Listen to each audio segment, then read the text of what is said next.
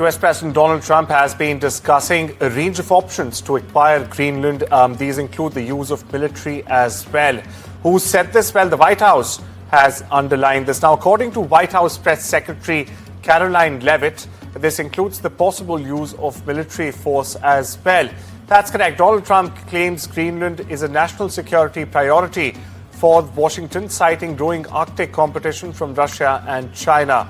Now, viewers, Greenland is a semi-autonomous territory of Denmark and also a fellow NATO partner, making the comments especially sensitive in this case. Meanwhile, European leaders are now rallying right behind Denmark, warning that Greenland's future must and will be decided by its people and international law.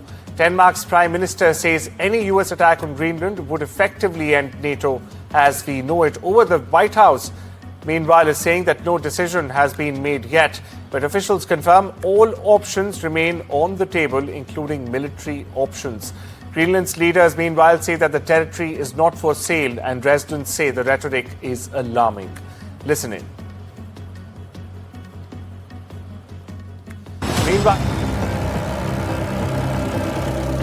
a fresh chill is sweeping through Europe these days, and it's not just the winter cold.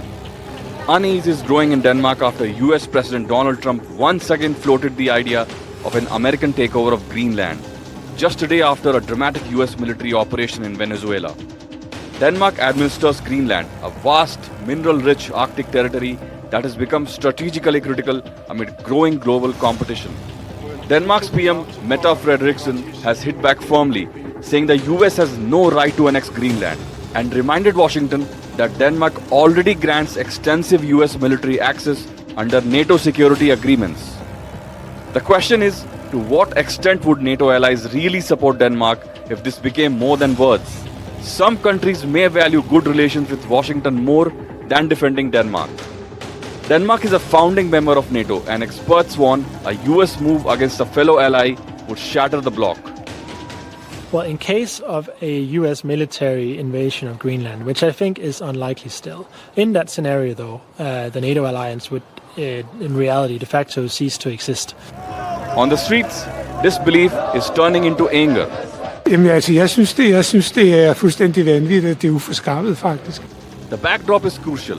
Trump's comments follow the US operation that removed Nicolas Maduro, with Secretary of State Marco Rubio defending America's expanding role in the Western Hemisphere. From Caracas to Copenhagen, from Latin America to the Arctic, Trump's revival of old doctrines is sending shockwaves through allies and adversaries alike. Vishal Vivek for NDTV World.